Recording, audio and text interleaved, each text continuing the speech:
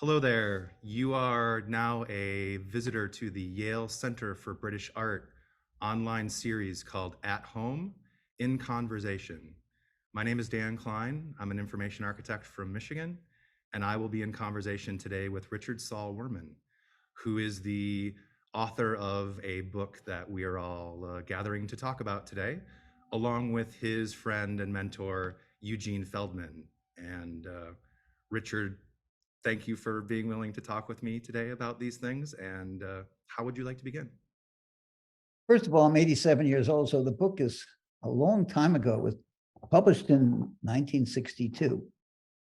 I started it working on it when I was working for Lou. So I started it when I was about 25 years old. I can't imagine even being able to tie my shoes when I was 25. And I look back on it and it seems like I don't understand how I did this at 25 or why I wanted to do it. So this has been a joy, but the joy was initiated by Steve Croder, who is the publisher who did the Kickstarter. And the Kickstarter, in order to be started or kicked or whatever it was, got the support of one of Lou's last buildings and one of his greatest buildings, this Yale Center of British Art, the Mellon Center, a wonderful building in Yale. And they came on board and helped make the Kickstarter happen. But it was really the desire of Steve Croder. It's not trivial that somebody wants to do something badly and gets it done. And with great effort and with basically no profit, except he just wanted to do it and do it well. And so my hat is off to him. And my hat is off to the long deceased partner I had in it, which was Eugene Feldman, who had never met Lou, didn't know Lou. I was a close friend of his, and I was this young kid who was going to Penn, to the School of Architecture. And I started at an early age to do graphic design. And he had a small, crummy little print shop, one-man print shop on a back street in downtown Philadelphia. And he had one of these newfangled offset printing presses that he did experimental printing on. And he's the only person up to then and since then that got a Guggenheim Fellowship in doing experimental printing on a commercial press. And he barely made a living doing beautiful museum catalogs and things of that sort. And he was a grumpy but brilliant and wonderful man who died quite young. But there's people that make things happen and that do things better than they ought to, better than they can. The story of the book is interesting because it's not a book of beautiful pictures of beautiful buildings. It might have been different at that time had Lou done many buildings, but he had done very few buildings. His most famous building, and the building that made his reputation, was what we who worked for him called UPMERL, which stood for University of Pennsylvania Medical Research Labs. They're called the Richards Building, not named after me. And they were astonishing buildings. They're still astonishing buildings. And the only single building that the Museum of Modern Art did a exhibit, which was just on one building.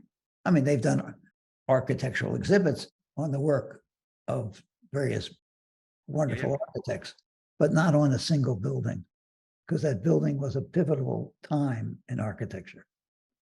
Not that it had a certain style, and Lou was never interested in style, at least that I found that he was interested in style. He was just interested in doing good work. And he was the most important person in my life. And I was this young sponge damp sponge, because a sponge that isn't damp doesn't take water. Water rolls off of a hard, dry sponge.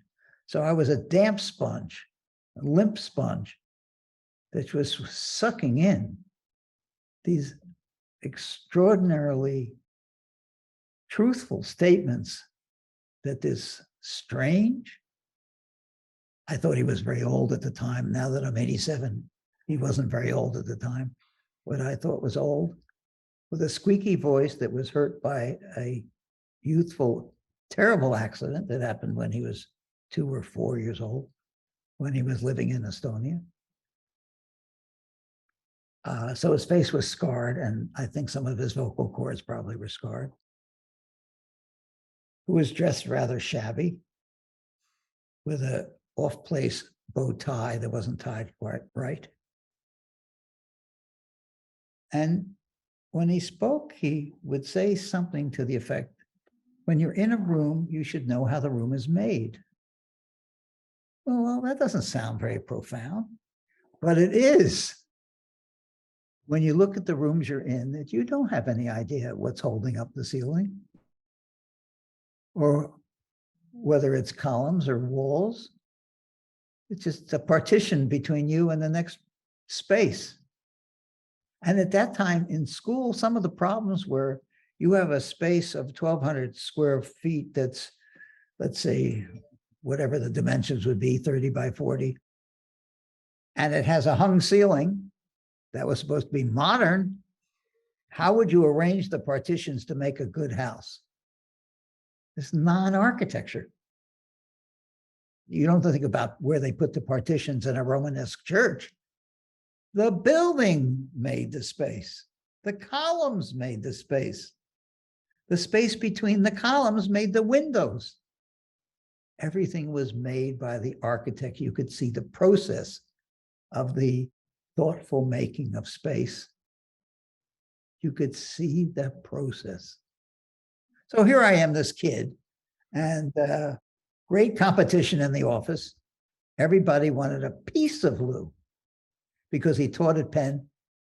He liked teaching okay because he could hear himself talk. And he said, I know he said to me one day, he said he would stop teaching the day that he learned less than the students. Yeah. But it was a major part of his income, teaching. So he taught it, well, he taught at Yale, where this is emanating from. He taught at Yale. He gave famous speeches at Princeton, evening speeches. I think they were called Silence and Light or something, or maybe they were called Shadows. I drove him there to Princeton because he never learned to drive, never had a driver's license. He was an eccentric person, but he wasn't purposely eccentric. He wasn't trying to be eccentric. He was trying to be Louis Kahn. He was trying to be his essence. He lived his essence. He dressed the way he dressed because that's the way he dressed. He gave himself permission to dress the way he dressed, the way he felt comfortable. I'm not copying him, but I only wear pajamas. I don't own a suit. I once owned suits. I once owned suits and ties. I played the game, but I would say for the last 40 years, I just wear pajamas. And I wear free pajamas. I get them first class when I travel to Europe on the plane. And they're very comfortable. And they're black, some of them, probably very trendy. As an architect. As an architect. Yeah, wear black. For those of you who have just joined us, I'm in conversation with Richard Saul Wurman, and we are gathering today with the Yale Center for British Art's online series, At Home in Conversation.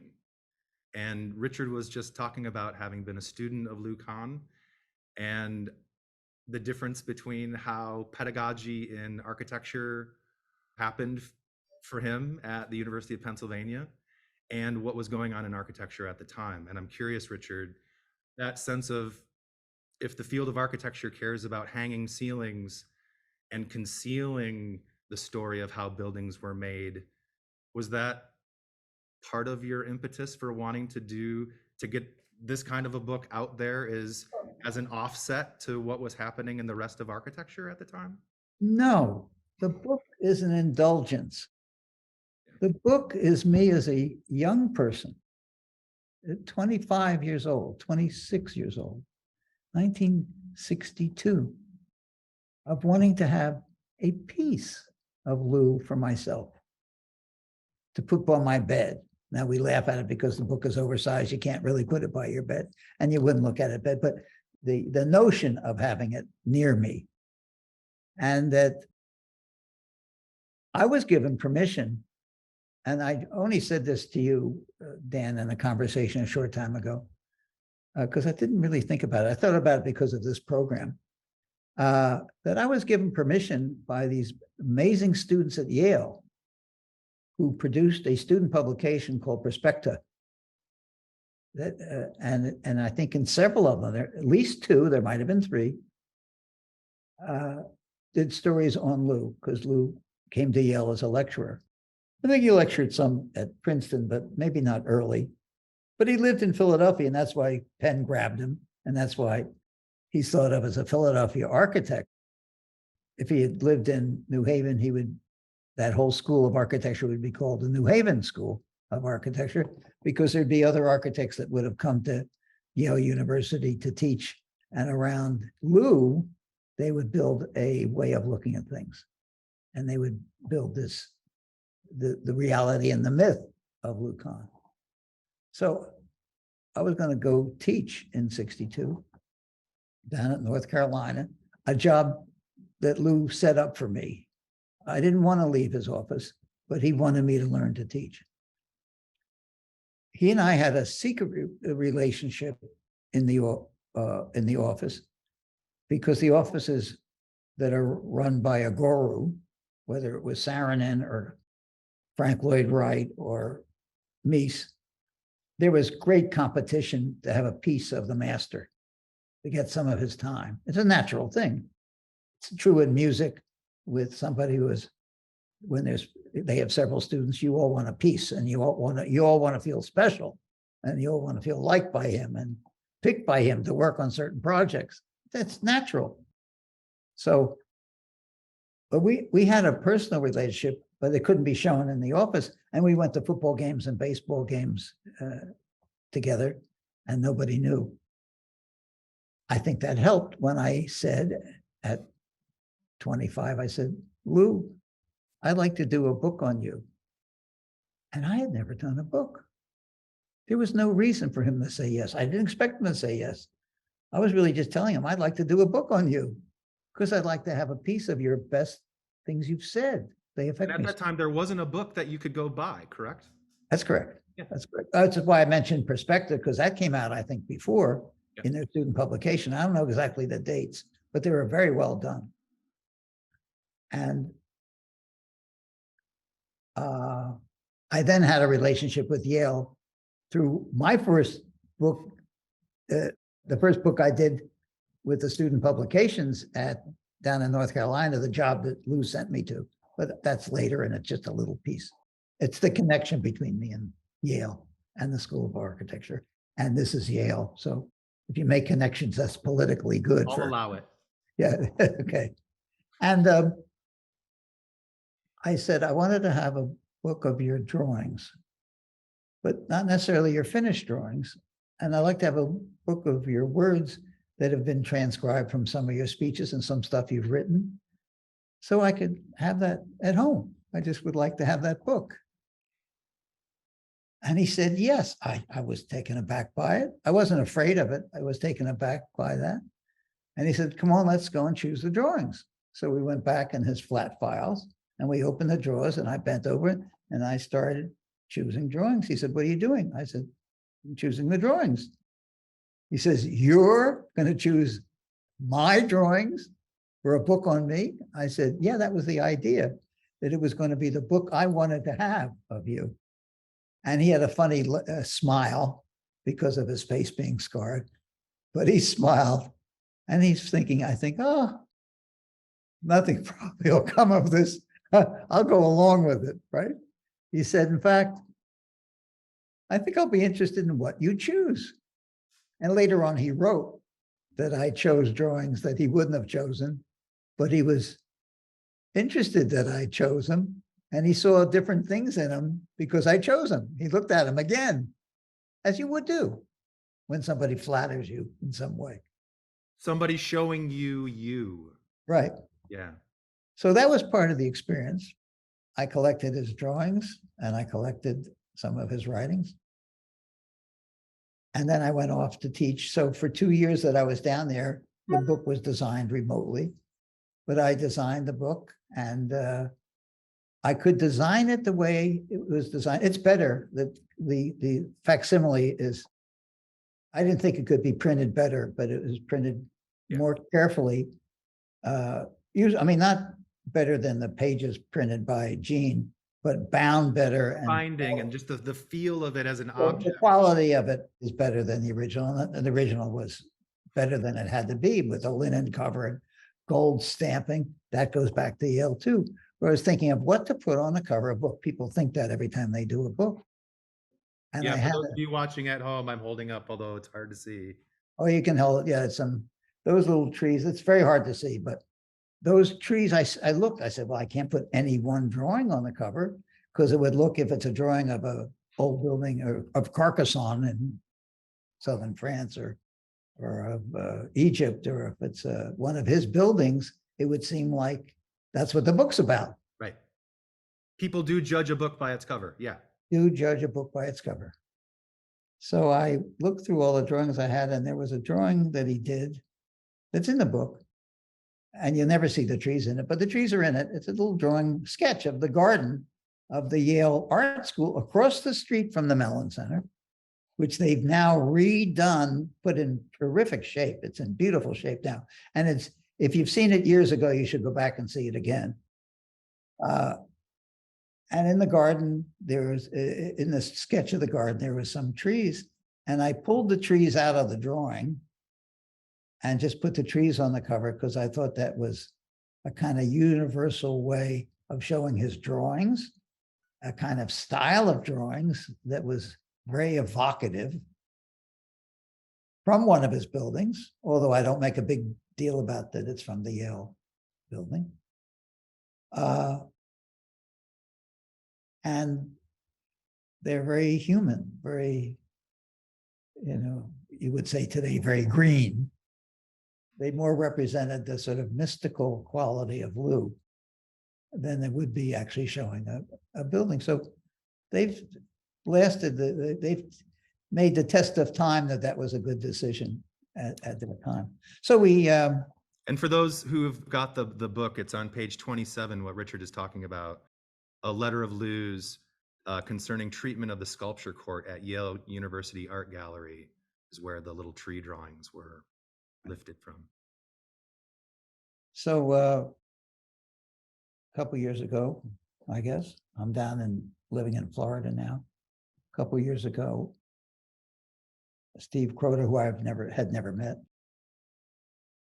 asked me, could he do a Kickstarter on this lovely book that I had done that's been out of print. It was out of print for 60 years. Could he do a Kickstarter on it? And I said, no. And I said, I mean, I like the book. It's not anything against that, but it will take some of my time. And I don't have time to spend on reprinting a book I've already done. And in fact, if you look at the approximately 100 books I've done, with rare circumstances, was one I did with a publisher. The rest I published myself. When I published them myself, I've just decided never to reprint a book because I've already done the book. It's like, why make another? You have them left over, you even just grind them up and have them pulped, right? Like, and I have left when they're left over, I have them ground up and they're in pulp. So I don't reprint my things. I don't reprint myself. I don't reprint what I do every day. You already have your copy, and that's what you needed. Yeah. That's what I needed. So he asked me again and again. And I saw that this was I believe in somebody who wants to do things badly. That to me, wanting to do something badly is your patron. That's how you get things done, not because somebody gives you money. You do it because you want to do it badly. And he wanted to do it badly, so I said, okay. And I was suckered into it by him saying, and there's always an accompanying booklet, which is a reader's guide, and people really like that. And so I made a bargain with, not with the devil, but with this lovely man. I said, my bargain is that I have something to do with this reader's guide, which was my way of saying I have a lot to do with it. And that it's the same size as the original book and accompanies it and has a life of its own. And you cannot explain my book. There's no way of explaining what's a reader's guide to the book. Page 1, page 2, page 3. There's nothing to say about the book, except that it is a choice of drawings he did in Europe, in which you could see his later life. You could see his later buildings in those drawings, not copies, but you could see the mind of the person who would choose to draw these things. It was a series of drawings where I purposely chose drawings where he made mistakes, drew over something, moved the dome, that he was learning as he was drawing, but he liked them enough to save them. That's how I found them. He didn't trash them. That they weren't trying to make things look good. He was trying to be expressive about what the idea of the building was. The circles of things, of what the essence of things were. You don't need a reader's guide for that. I said, if I could put things in the reader's guide, it would be on nobody else's territory, because everybody was doing beautiful and are doing beautiful books on Lou. Look at the other books on Lou that are beautiful photos of beautiful buildings, and they're good photographs. Most of them don't have any people in the photographs, which I fault them for, so you can't really tell scale in some of the photographs. But other than that, there's people around the world. Well, and as part of the centenary or the 120th anniversary of his birth, Right. Even more books have come out. Yes, and he is considered as being, well, doing a book of photographs of an architect's beautiful work, whether it's Wright, as we talked about, or Corbu, or contemporary ones with Gehry, or Moshe Zofty, or Bjorke, the youngest of the Starchitects, Bjorke Engels. To do books on them, you're showing the buildings, but there's no books on them that show his mind or his mistakes.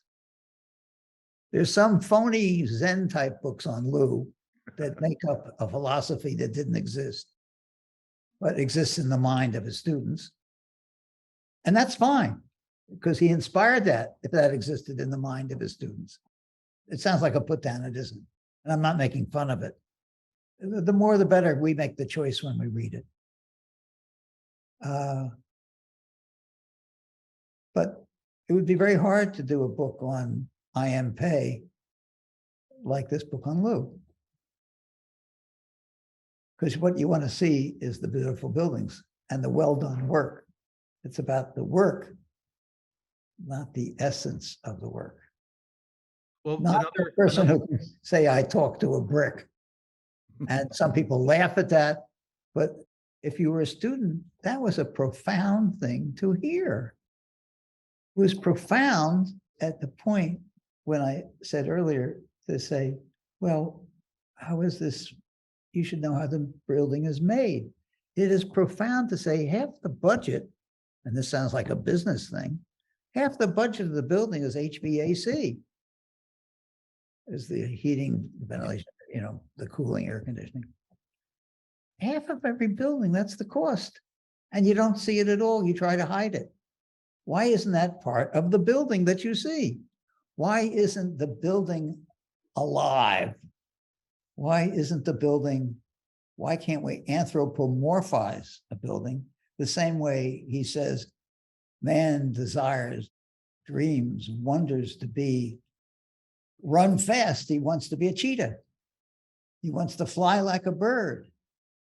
That is making man into an animal. Why not make buildings into people? Why not have a conversation with the building, a conversation of walking through the building? Why not make the world around you alive so you can make it more interesting? He did not teach style. I don't know buildings in the style of it. When I do, they're not very good. Yeah. There's minimalistic things that come out of Lou, like Ondo does, but they're Ondo buildings. They're not in the style of Louis Kahn. They're in the profound influence he had on Ondo. And Ondo is a great architect. It's only influence philosophically rather than stylistically. They don't look like a Mies building. Yeah. They're not a copy of a Mies building or of a whatever. I could take that ad nauseum. Now, some questions. Well, thank you. And there will be a time for Q&A with the audience in a few minutes. So for those of you who have a question for Richard, please use the Q&A button on your screen, and we'll get to that in due course. For those of you who have joined just now, this is the Yale Center for British Art online series At Home in Conversation with Richard Saul Wurman. I want to add to that because I asked before we started, will this be available afterwards? Yes. And of course, it doesn't make any difference if you're watching it now to tell you it's going to be available afterwards. That's a stupid comment, but you talk to other people. Yeah. And thought some of this was interesting. Yale, we'll tell a website at the end that you can find out that probably in a month, because they got to tickle this. And if I said some lousy words or I was stupid or they want to trim They'll some, edit you out, Richard. They'll make you. They'll edit me out. They'll make me into a pole vaulter, tall and handsome and young. All the wrinkles will go away. Anyway, that you'll be able to get it. So it'll be. Yes. This recording will be available after the fact for anyone who would like it. So the other connection to Yale I wanted to make was that when I went down to the University of Pennsylvania, and this is really the effect probably of Perspective too. I never thought about this, but Perspective was so good coming from Yale. I don't mind plugging Yale at all. That when I went down to the University of North Carolina, the best of the second level schools. And since I was always interested in graphic design, and that's why I hung around Gene Feldman, and I learned about printing and graphic design from Gene. I never took a course in graphic design.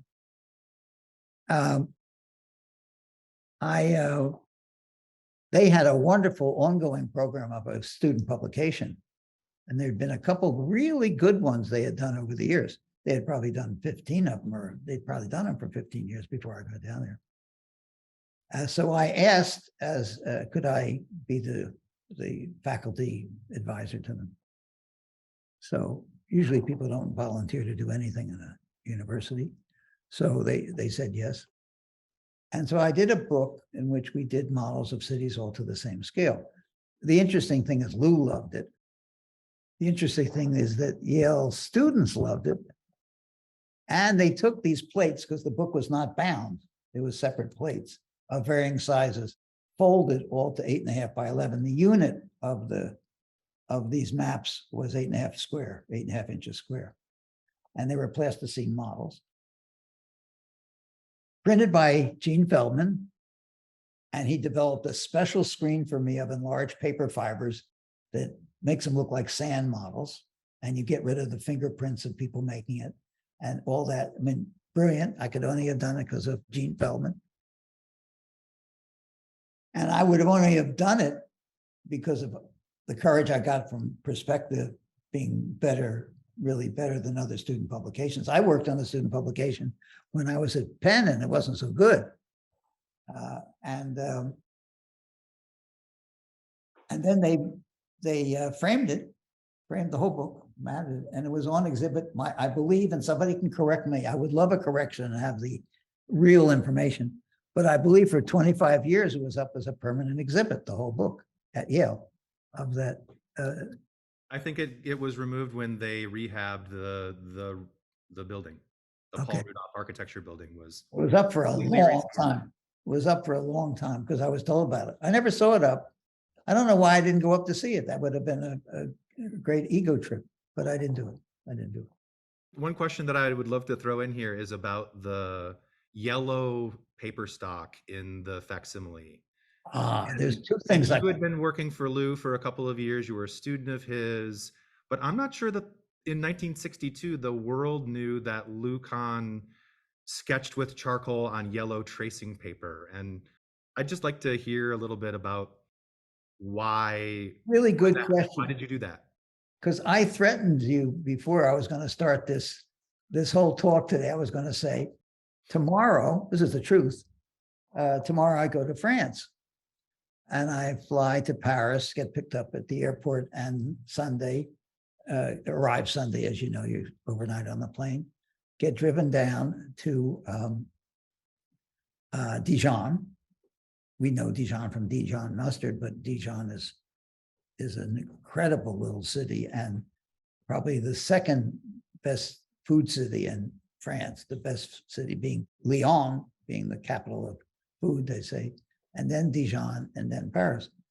Anyway, I'm going down that area, and Dijon is at the top of the Burgundy area in France, which goes on for about 150 miles, let's say the shape of New York or a banana or whatever shape you want to call it, and ends with Mekong.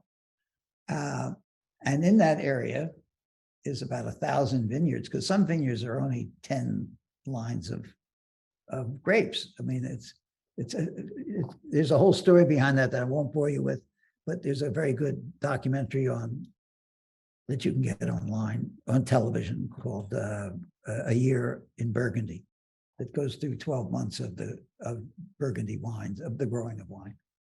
Here's the point of it. At the end of the season, they burn it's the last frame of the film. They're they're out there pruning the vines when it's burning cold. the vines and burning the twigs. Lou would only draw with charcoal made from vine twigs from France. That's everything comes around. So that's what they do at the end of the season, after they've harvested all the grapes. It's in the veins, and they're plowing the fields or aerating the fields. They burn this and make charcoal out of it. Now, charcoal and yellow trash. Yellow trash we used in schools, all architectural students, before computers used yellow trash to draw. And it was a tracing paper, very cheap, and you cut it not with a knife or a scissors, you cut it by just ripping it like toilet paper. It didn't have, wasn't perforated, but it ripped. You could rip it pretty well by just cracking the roll to your right, to your left or right, if you're left or right-handed. And you could put one sheet over another and see what you had done and draw over it. Now, what Lou did is he would take a sheet he always had in his teeny little office, and he had charcoal. And he would draw, and when he didn't like it, he rubbed it out with the palm of his hands. The palms of his hands and his pants, and sometimes his face, always had a little charcoal on him. And he didn't use an eraser. He would just rub it out, rub it out, rub it out. But you could always see what was under it. So it built up so you could see the process of his ideas changing in a very, well, you've said to me before, it's like organic. It was very organic how he did it. It wasn't using chipboard like Richard Meyer does. So his buildings actually look like, how you draw a building is what the building also takes on, how you draw it or how you create it. Frank Gehry's he does them all in models. They look like models of chipboard. That's where they're made. Meyer uses chipboard, so they use that, and straight edges and things of that sort. So the buildings look that way. Lou's have the weightiness of charcoal that is it just has an affinity like that. There it is. So he sees in that, and the people who work for him see in it the drawing below, how it was created, how he moved something. And you were watching a very slow animated film. Yeah. So French wine vines and yellow paper tracing, where the edges often were not straight because they weren't cut, unless afterwards to make them look nice with the scissors if you like the drawing. And if you go to the archives, and Bill Whitaker, who runs the archives, wrote a great essay in this book. Yeah. And it was very helpful in getting stuff for this this reader's guide. Now I got to tell you about the reader's guide. I've used the word purposely throughout this, the word profound. So the last month or two before it went to press, I was so unhappy with the word reader's guide. So I first asked, and then I begged, and then I was more firm, and then I begged again, and then I gave up a little bit. So I didn't think they really would change it, that because Croter, it's Croter's project. I said I would defer to him as much as I can defer. I have a difficulty time deferring to people. Not your strong suit. Not my strong suit, but I deferred, and then they agreed. Jen Shore, who took on the design of it, who worked with me on my last several books in Newport, and then she moved down to Florida and worked with me. And then she's back in Newport now with her own design studio, still working for me on some books that I did recently, the recent one on death, mortality. Anyway, they changed the name to the Profound Scrapbook. And that's what it is, a Profound Scrapbook. And I love that name. And it is what it is. It's true to that name. They still call it Reader's Guide because that's librarian talk and it's academic talk. And Yale refers it to that. And because he's a publisher, Steve Croter still calls it a Reader's Guide, but it's really not a Reader's Guide. It's a separate, not equal, but it's a separate book with essays that everything in it has never been published. Basically, I can say that. Yep. I did one thing that's I took one drawing that I made a mistake on in the first book because I thought I was clever by blowing it up larger than life size. And I think I made a mistake. So I published it at actual size in the scrapbook and apologized. I hope I apologized. I just said, maybe I made a mistake. I don't know what I said. You copped to it as a mistake. Oh, I did. Okay. Yep. But other than that, there's essays by his three children. There's essays by Whitaker, by Paul Goldberger, by his nib sitting across from me here on the screen here, by Dan Klyn, who was very helpful throughout the whole process and editing things and reading things and working with Jen and Croter. It was edited magnificently by a person I've never met her. You've met her, haven't you? I met her on Zoom. Best editor I've worked with yet, Stephanie Solomon. Yes. Yeah, Stephanie was, I would like to meet her because she did a beautiful job of editing people's comments. Paul Goldberger wrote the very famous obit. Whitaker, in an academic style, laid out this years. Now, it's very important that the years that are covered in this book are up to when it was published in 1962. There's 11 more years of Lou's life. Now, he didn't know there was 11 more years. Right. But he died in 74, I believe. Yes. And in March of all months, yeah. So from 63 to 74 is 11 years. I once was a song that I gave a title of a song to Jill Sabul. Some of you know. She used to sing at my conferences. And I said, here's a title of a song. Now write a song. I gave it at the beginning of the conference. I said, by the end of the conference, write a song with that title. And she wrote a song called 11 Summers. That was the title. And it was because I thought I would be active and mobile for 11 more years at that time. Turned out happily I was wrong. This is your 17th, 11th summer, Richard. Thank you. That's right. But I thought it was 11, and she wrote 11 Summers. Because to me, summers represented living. So the Profound Scrapbook have this here by my desk. It's not as a prop for this book, but this is the last picture taken of Lou, taken by Doshi. And Doshi, as well as Lou's son, Nathaniel, who did that, Oscar-nominated film called My Architect, and Doshi both say separately that this book, now Lou died in 74, but before he died, they had conversations with him. And it was his favorite of all the books. And there had been some lovely books out between 62 and 74, because Lou had come into the spotlight much more. Yeah. And there had been a show at the Museum of Art on one of his buildings. There'd been other buildings out by 62. By 62. But there's 11 years and some of the most extraordinary buildings of Lou, particularly 4 of them. The Mellon Library of British Art is one of his great buildings. And it, along with 2 others, I know I'm going to tell you 4, but 2 others share something with that building that the other buildings don't come up to it and share. And most architects don't do this.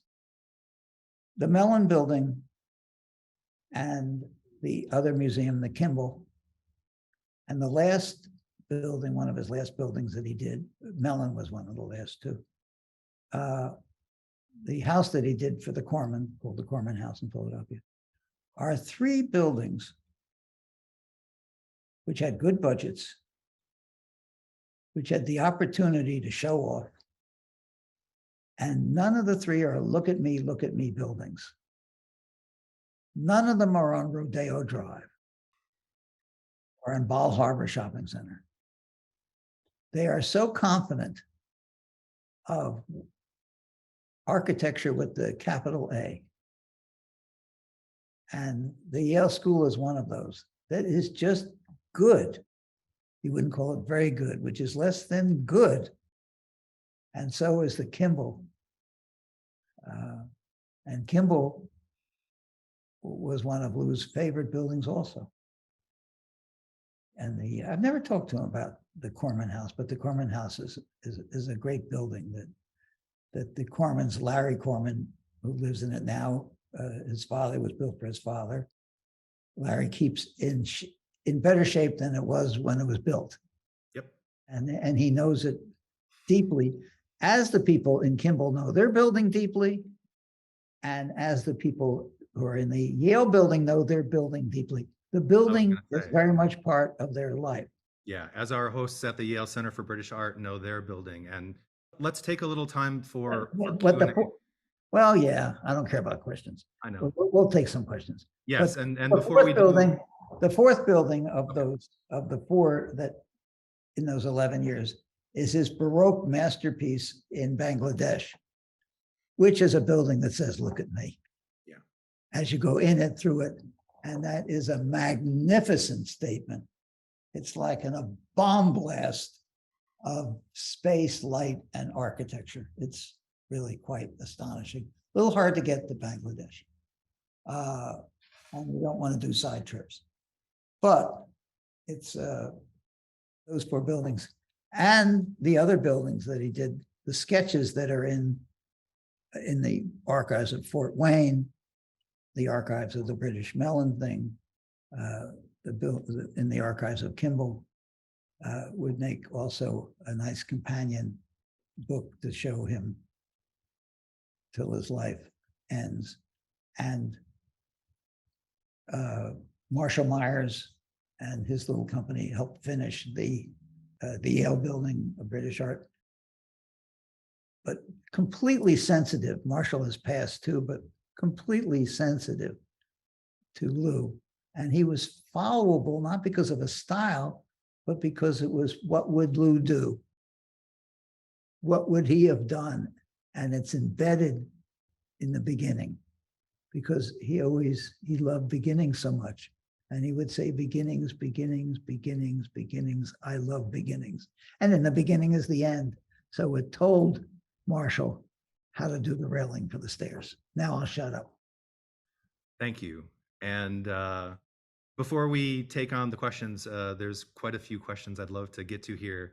I just want to acknowledge that Yale University acknowledges Indigenous peoples and nations, including Mohegan, Mashtanaket, Pequot, Eastern Pequot, Scatico, Golden Hill, Pagasit, Nihantik, Quinnipiac, and Algonquin speaking people have stewarded through generations the lands and waterways of what is now the state of Connecticut. We honor and respect the enduring relationship that exists between these people and nations and this land. And so with that acknowledgement, I would like to ask you the first question from the audience. And this is from a person named Jan Froberg, or Jan. Can you ask Saul to speak about the handwritten dedication included in the reprint? Oh, well, that's a fun thing. Yes, Lou came up to visit me when at my apartment. We went out. As I said, I had a personal relationship with Lou, and so he came up to have a drink. I lived in Pay's Towers, called the Society Hill Towers, and he came up and he saw a copy of the book on my bookshelf, because obviously it was after 62. And he opened it and he saw something that he had written in it. And he said, "That's not enough." And he took a pen from me, a different color pen, and he wrote more. And then this was the choice of which book we decided to do the facsimile. It wasn't my choice, but I love it. I love the idea. In fact, it would have been egomaniacal for me to use that as my choice, so I didn't do that. But I love that and this was done by Steve. He said, "Let's use that one and reproduce that page. I mean, the whole book, but use it so because it has that double acknowledgement. One that when the first book came out, he wrote in it. I gave it to him and he wrote in it. And then the longer one in a different color, but it looks like the real, it's so beautifully printed. It looks like that's the real pens doing it. And the double acknowledgement, that's what it is. That's a funny question. I was happy to answer it. Thank you. There's another question here from someone named Helen Hatzis. I apologize for slaughtering names here. Richard Saul Wurman, could you share with us the misuse of certain words such as very and should? Very is from Lou, should is from me. Very, Lou cared about, Lou listened very well, and he taught me to listen. That doesn't sound like an architectural training, but it really is. I listen really well. I'm proud of how well I listen. And he was interested in words as he was in architecture. And there was no, everything was up for grabs with Lou, every single detail. And I think the people, Jane and Linda, that we were talking to earlier at Yale, they saw how fussy I was about words and what people said. And he said something that stuck with me. He said, if you say something is very good, it's not as good as saying it's good. That if you had to use something with the word, you were demeaning the word. Good is more powerful. This is good. This is very good. It's softer. It's not as blunt and as meaningful. I have a belief. I use it. I'm sloppy about it myself. I try not to do it, but I do it anyway. Saying we must do this, you should do this, you have to do this. All teachers do that. Every speaker on television and the news says, every politician says, we have to, we must, we should. They're meaningless words. You can't say we should. Who are you? Every minister says we should or we have to, and it's never followed and nobody can ever do it. They're meaningless words. You can only attempt to dial up your act. Another question here from an anonymous attendee. Has Richard seen Kahn's Four Freedoms Park in New York City, and does he have any comments about it? I have seen it. I saw it just before it opened. It was a rainy day. Mud was halfway up my ankles. My shoes were ruined, but I don't wear good shoes. First of all, it's amazing it got done.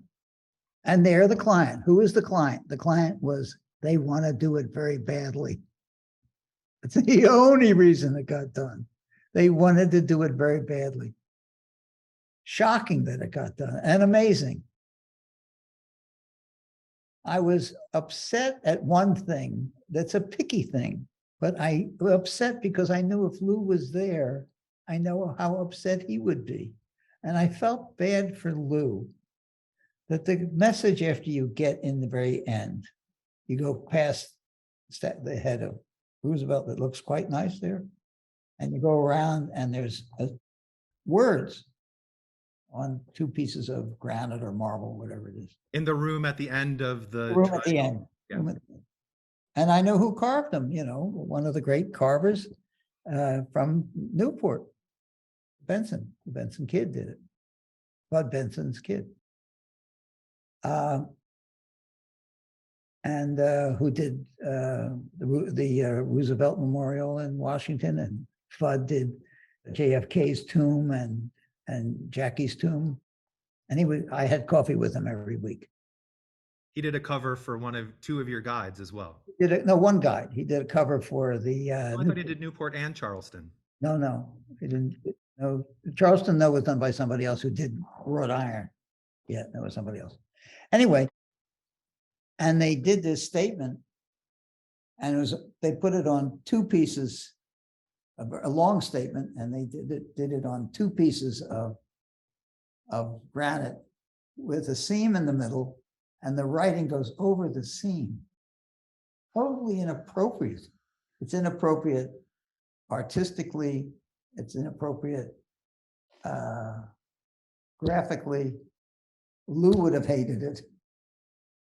It could have been two paragraphs. It could have been solved in a different way, or one piece that they just had to get one piece and even make the type smaller or put it on one. It was a problem that was solvable. And I know in a minimalistic piece of architecture where words really mattered there, because it was about four freedoms, it was about words. Yeah. It was about those words having real meaning. So it was not a small part of it. It was words are not part of the research labs or of Salk. The words are not part of that, but words are really part of that monument. And I'm sorry that was done, and there's no excuse for it. Otherwise, it's brilliant minimalistic use of that piece of land, that point of land in the East River, and the walkway up to it, and the landscaping done by his assistant or his landscaper, Harriet Pattison. Yep, done by Harriet. It's a wonderful piece. So I am just being picky, but I have to say it, and I've never said it publicly before. So now it's said, I don't have to do it again. Great. I think we can fit in two more questions. One of them is about the Exeter Library. Carrie Duquette just wants to hear you speak to the Phillips Exeter Library. Well, I had a conversation with Lou. We took a trip when I was 45. And we took a trip together. Early in the morning, we went out to San Francisco together. He was going to give a speech in Berkeley. Now, he was meeting people in Berkeley because he was doing a building there. I had to give a speech, or I was scheduled to give a speech, and gave a speech in Stanford. And I recorded the whole session. And I had just been a short time before that to Exeter, and I visited Exeter, and I visited the dining room, and I said, boy, Lou, I really liked the Exeter Library. I really liked it. And I went through it twice, 2 different times. I went through it by myself, and then I went through it with my first wife's brother-in-law, who was blind. And I thought that was extraordinary when I took a blind person through and described the building to somebody. And that I felt in conversations with him afterwards that he could understand the spirit of the building. And I said, I really like that. And he said, Ricky, if you liked Exeter, you're gonna love Kimball. I said, I didn't like the dining room so much. He said, yeah, that was it. But Exeter is a beautiful building, and it is in the spirit of library. It's a building made by the Corrals, the places for individual reading. I collect pictures of libraries off of Facebook, and I send them to a friend of mine who owns 8 bookstores. And so I'm focused on photos, and there's a lot of photos come on Facebook on libraries around the world. Wonderful ones in Lisbon, particularly, but then there's other ones around in Portugal, but there's others all around the world that people are really impressed by railway stations and libraries as big spaces that are repetitive or have a vast scale of things in them and reasons for decor made by the buildings themselves. And so they're fascinating things. And it's a great school library. Yeah, Lou talked about the institutions of man and library. That's certainly one of them. And perhaps we can end by asking you to recollect or imagine something about Lou. And the question comes from our friend R. Roger Remington, who is the emeritus director of the Vignelli Center at RIT. And he just wants to ask you, how do you think Kahn would like to be remembered?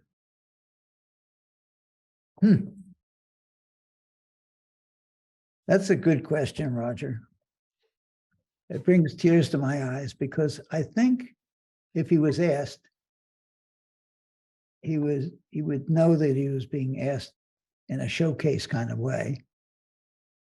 And he would say, one of these 2 things, or 3 things. 2 of them very similar. I am a servant of architecture, or I serve architecture. Or he would say, as an architect. Now, a humorous thing that'll just pop in the end. When we took this plane flight that I referred to before, I asked him a question that I had already started to do a lot of cartography and meetings and books on other things. And I just am all over the place. My whole life has been all over the place. And even though I graduated Penn in architecture and had Lou as for my master's degree and undergraduate degree, and had an architectural office. I did architecture, but I also did all these other things. And I was worrying about myself, but worried about what Lou would think, because Lou said he never wanted anything but architect on a stationery. Saying you're an urban planner was shit. Yeah. You wouldn't do that. You're an architect. Yeah, those are purely commercial distinctions. Yeah. Right. He's an architect. So I was worried about that. I said, am I taking a wrong path, and should I stop doing all these other things? I don't know if I would have, but I asked him. He thought for a minute, quiet. He didn't say anything for, probably wasn't a minute. A minute is a long time, but for a longer time than usual to answer a question. And he said, Ricky, even when I get a haircut, I'm an architect. Do whatever you want. You'll always be an architect. So he believed in the word architect. And Roger, I think that's what he'd always think he was. I often say I'm an architect when people ask me what I do, and I do everything else. Or I say I'm gainfully unemployed. Nice talking to you, Dan. Thank you, Richard. And thank you to the Yale Center for British Art and their online series, At Home in Conversation. What a pleasure to be a part of it. Well, it's flattering, and I feel good. And this turned out to feel good. Nice talking to you. There's a lot of questions in the Q&A we didn't get to, Richard. I will.